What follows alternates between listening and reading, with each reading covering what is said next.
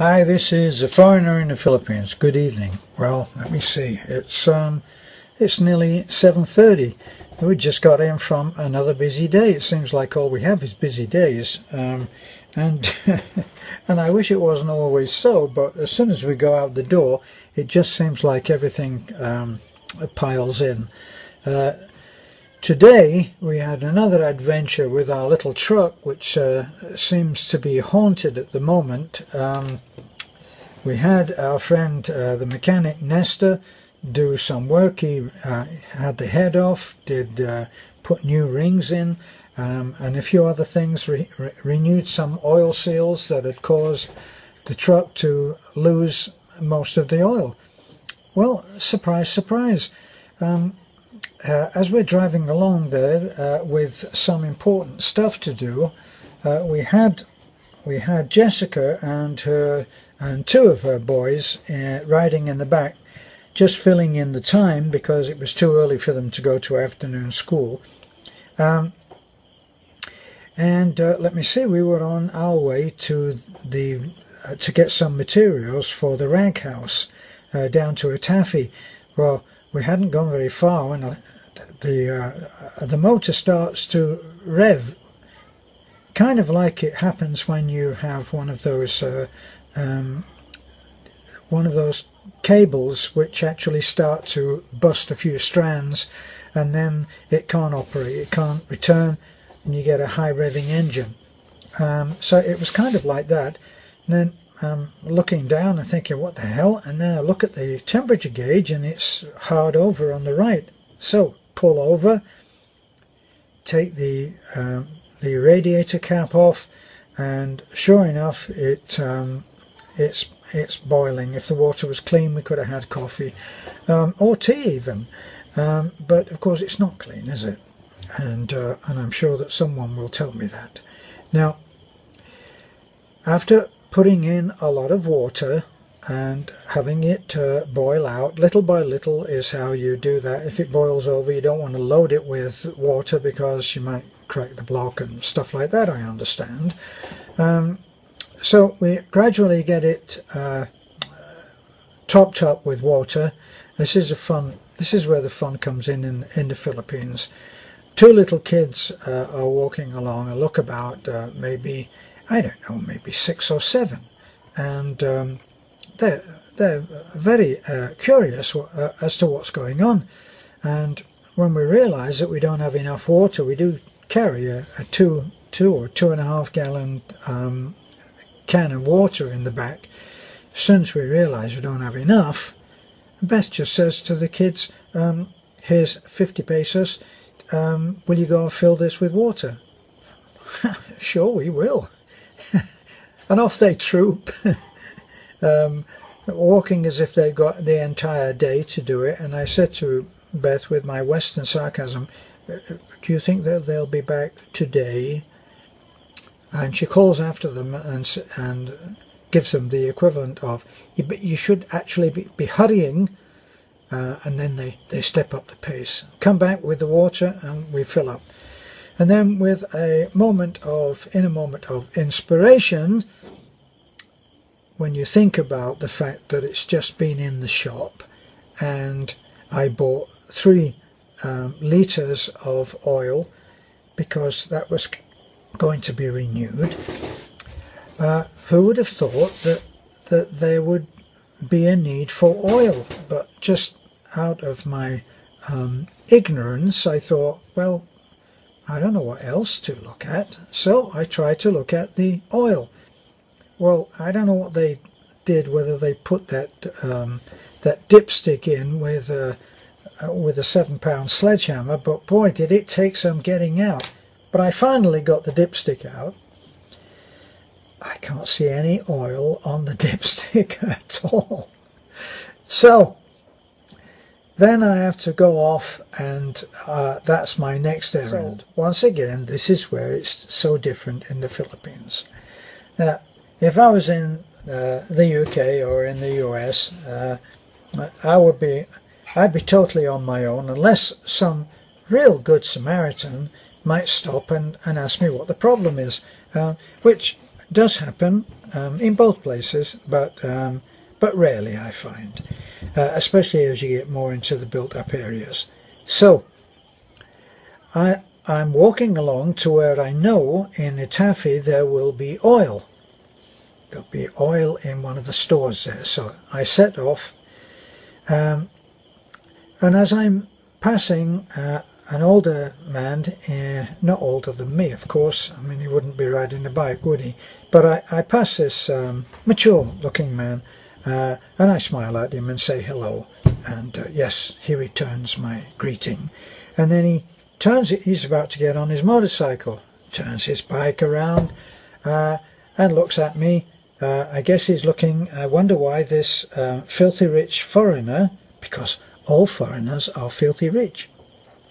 Actually, I'm just filthy. But anyway, he looks at me with a quizzical look, and I say, could you give me a ride? I need some oil. So we finally, it's not perfect in English, we finally get an understanding, and he will take me for oil. So I hop on the back of his bike, and out we go.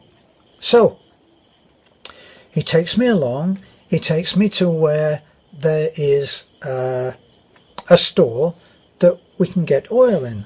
I go in there, the man says, yes, you'll need 2 litres of oil.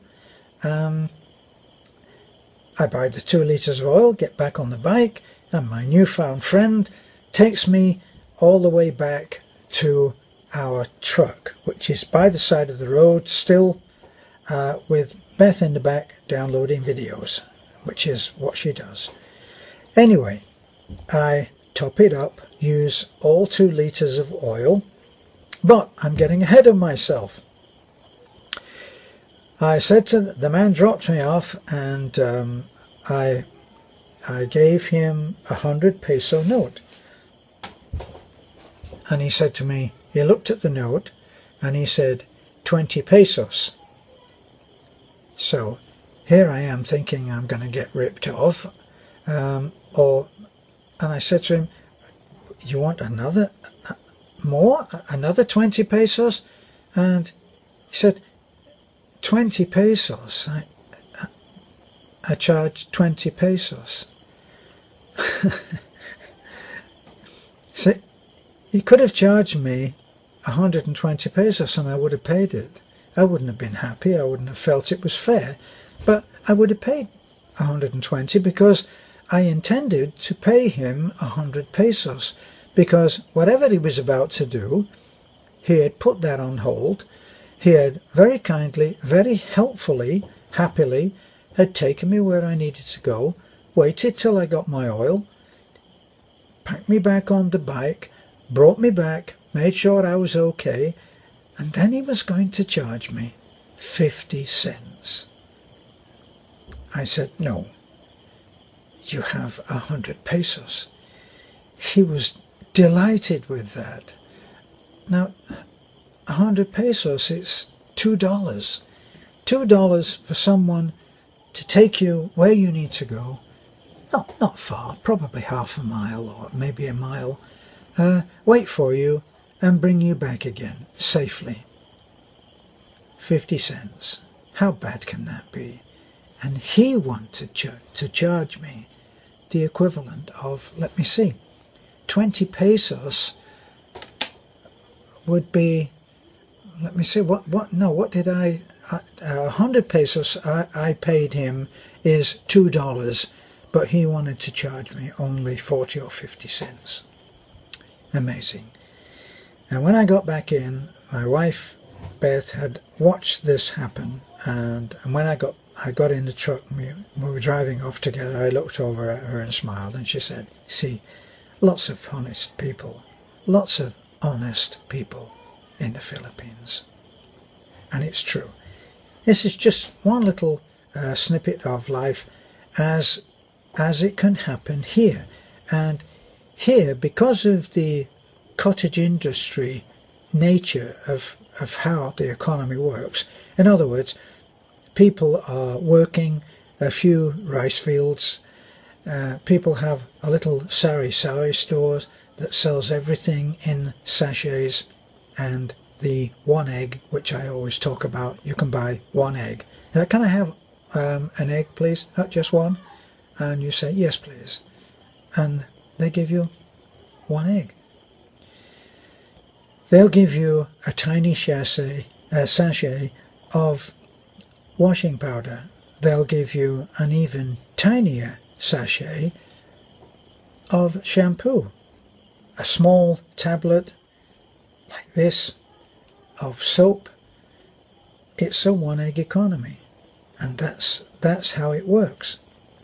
So this man, probably, judging by the headgear he had on, which was a t-shirt which just has the hole for the neck is around the face like this, and then the rest they cover themselves and they look a little bit like Lawrence of Arabia, and that's what he was dressed in. So it may be that he was a motorcycle taxi and was normally down in a taffy where they stand there until they're called, and then they'll run you almost anywhere that you want for just a few pesos, you know.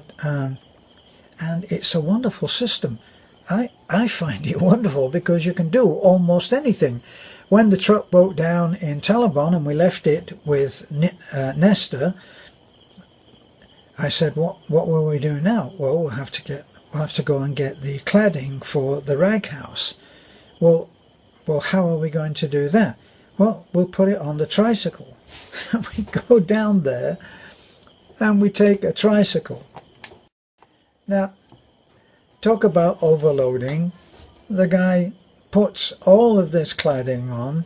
It's like 3 big rolls, 4 feet wide, and they're 8 feet long, and they're rolled up into cylinders, like cylinders that have about a 14 or 15 inch diameter, and they're all rolled up. And then on the roof he put all of the bamboo slats, which are like 2 inches by a half, and that's how they get that panelled look on the Nipa houses with the Macon cladding. And it's not that he didn't quibble. Beth told him, well, we need to go and get this cladding, and he goes. They work out how best to put the cladding on, and they do it. No fuss, not a big problem, and not a huge price. Really very, very reasonable. So that's a typical little day with yet another adventure. This is a Foreigner in the Philippines. Bye for now.